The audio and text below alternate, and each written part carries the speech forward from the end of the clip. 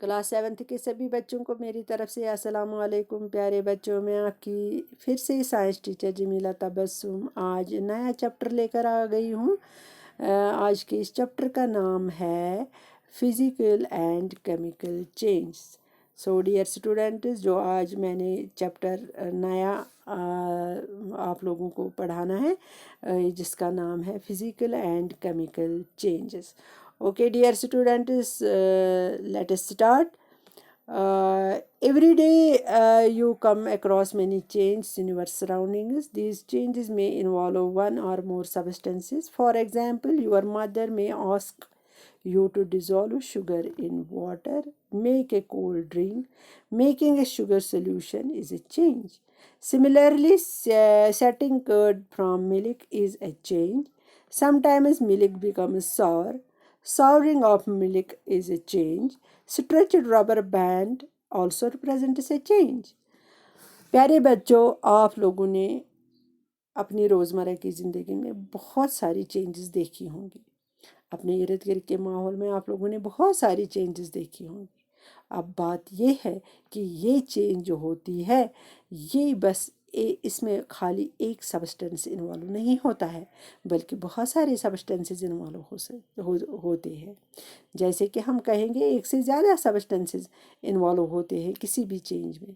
مثال کے طور پر اگر آپ کی ماما آپ کو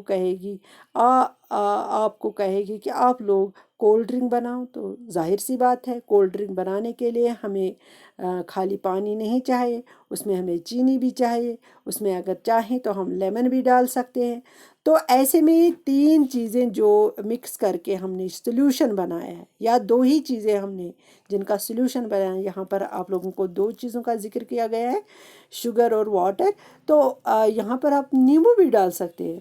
تو ایسے میں یہ تین چیزوں کی کمبینیشن بن گئی، سولوشن بن گئے. یہ سولوشن جو وہاں پہ بن گئے، اٹ از اے چینج. تو ایسے ہی اگر آپ لوگوں نے گھر میں دیکھا ہوگا کرڈ تو ملک سے بنتا ہے. جب ہم یہ ایسے ہی ملک کو دہی میں چینج کرتے ہیں، وہاں بھی چینج ہوتی ہے. ٹھیک، تو کبھی کبھار یہی کرڈ جو ہوتا ہے یہ ہوتا ہے ساور، یعنی کہ یہ کھٹا ہوتا ہے.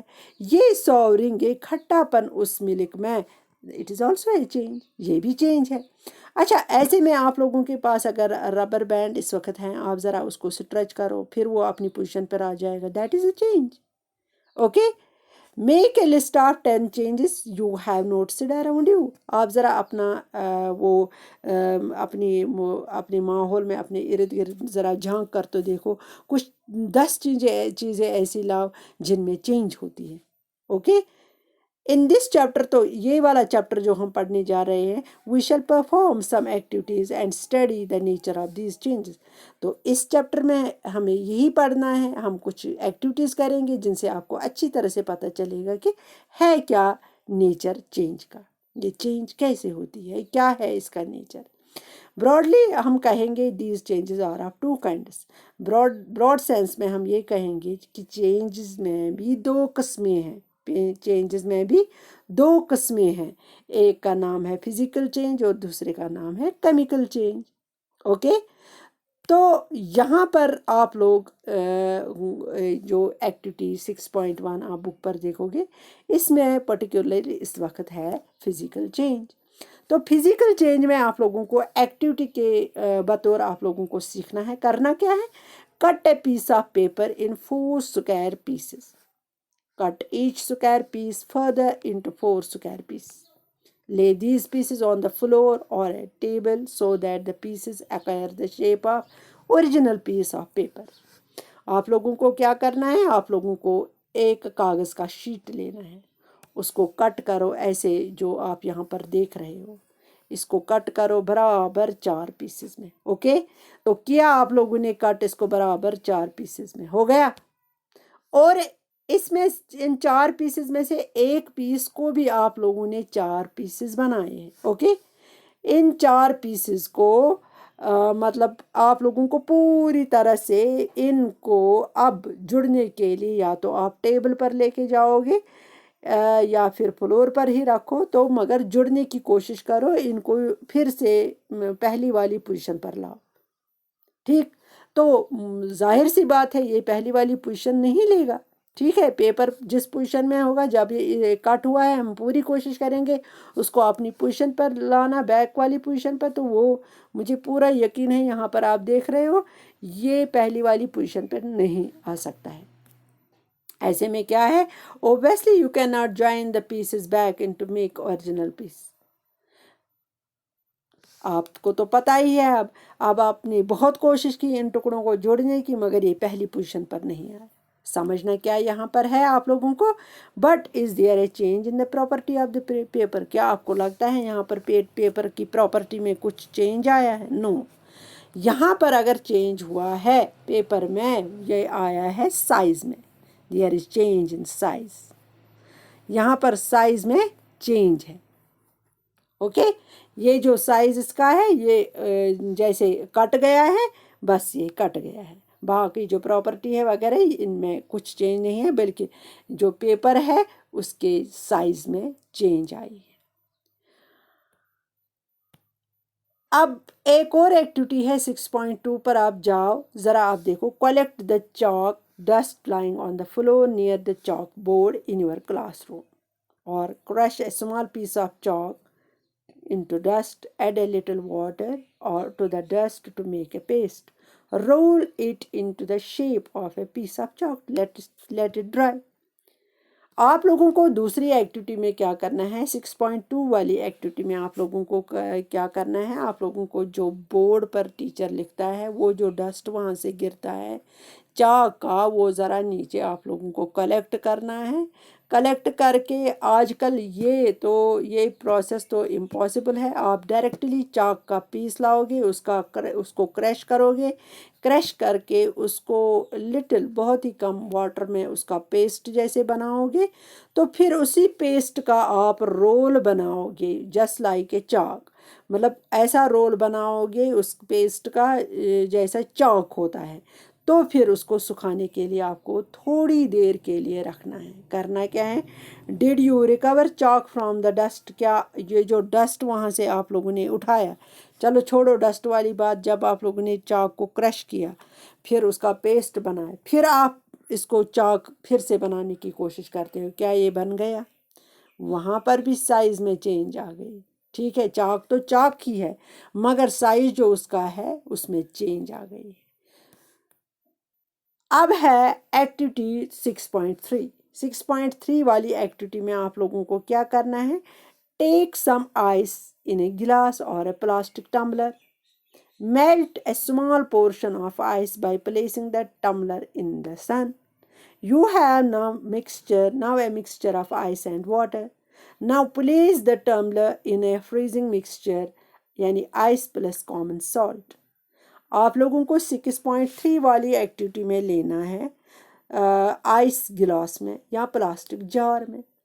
آپ لوگوں کو اس کا تھوڑا سا پورشن آئس کا یعنی کہ دھوپ میں رکھنا ہے تب تک جب تک وہ میلٹ ہو جائے.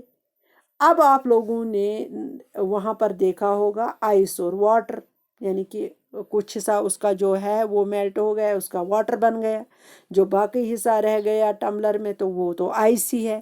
اب کیا کرنا ہے، آپ لوگوں کو اس ٹمبلر کو فریزنگ مکسچر میں رکھنا ہے. یعنی کہ اس مکسچر میں آپ لوگوں کو ایک تو آئس ساتھ میں اس کو کامن سالٹ ڈالنا ہے. ٹھیک ہے.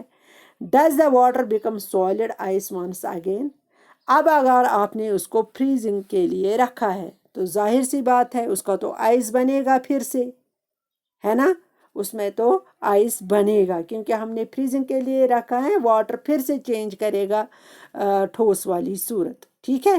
تو ایسے میں اس 6.3 والی ایکٹیویٹی میں کیا ہے، ہم وہاں پر کہیں گے water changes into its state. یعنی کہ یہ جو ایکٹیویٹی 3 ہے اس میں ہم کہیں گے واٹر چینج ہوا. واٹر چینج ہوا کس میں؟ شاباش، اٹس اسٹیٹ.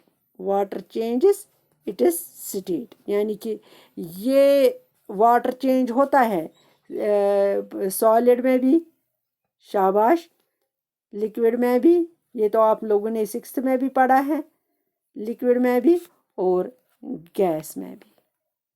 यानी कि यहाँ पर इस एक्टिविटी में 6.3 वाली एक्टिविटी में हम ये कहेंगे कि water change it's states from liquid, from solid to liquid और फ्रॉम गैस टू लिक्विड।